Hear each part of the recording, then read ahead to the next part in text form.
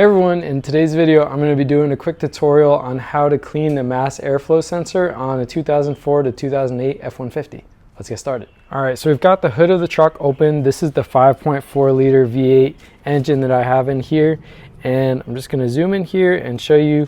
So here you can kind of see it, but this is going to be your mass airflow sensor here. These are the wires that come up to it.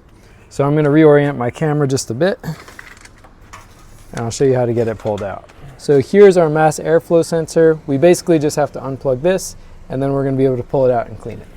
All right, so you're just going to pull this off here, and you should have a clip on yours. Mine actually came off. But after that, you're going to remove these right here, and these are just T20 bolts in there.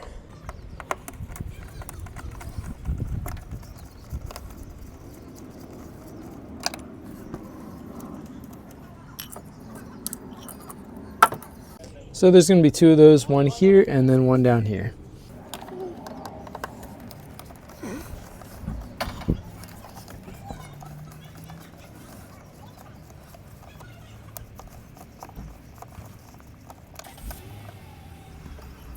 All right, so after you've got those two out of there, then you're just going to pull your mass airflow sensor out. So this is what it looks like.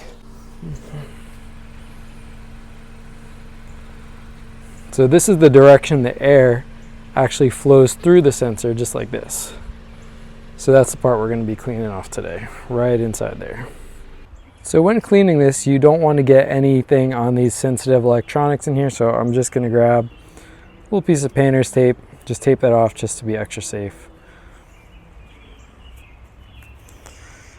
And the product that I'm going to be using today is this CRC mass airflow sensor cleaner. This is a product specifically made for this use. And now we're just going to spray down this inner part really good for about 15 seconds.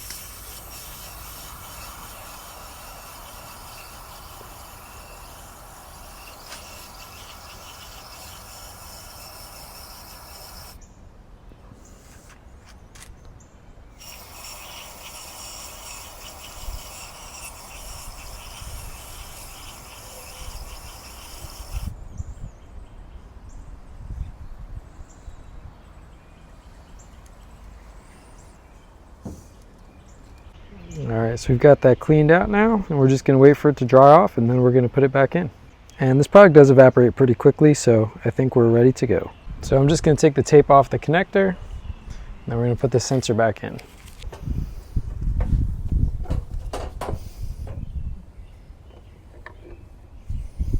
So we just slide it back into place.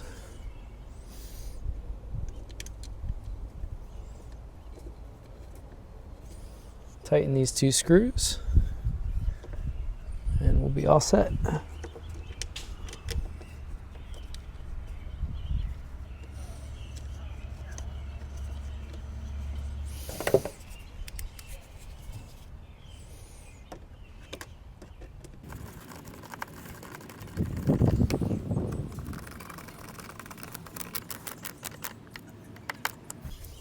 And once you've got those on, then you're just going to put your connector right back on. And that should slide it right on and click, and then you're all set.